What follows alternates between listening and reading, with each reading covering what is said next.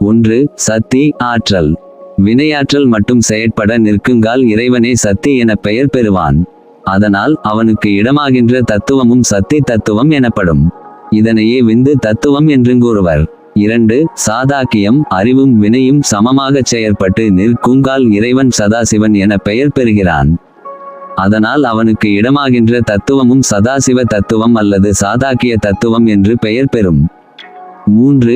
ஈசுவரன். அறிவு குறைந்து வினை மிகுந்து செயற்பட நிற்குங்கால் இறைவன் மமீசுரன் என பெயர் பெறுவான். அதனால் அவனுக்கு இடமாகின்ற தத்துவமும் ஈசுர தத்துவம் எனப்படும். 4. சுத்த வித்தை. வினை குறைந்து அறிவு மிகுந்து செயற்பட்டு நிற்குங்கால் இறைவன் வித்தி ஈசுரன் என பெயர் பெறுவான். அதனால் அவனுக்கு இடமாகின்ற தத்துவமும் வித்தை என பெயர் பெறும். அசுத்தி மாயா தத்துவத்திலும் ஒரு தத்துவம் வித்தை எனப்படுவதால் இது சுத்த வித்தை என்றே கூறப்பெறும்.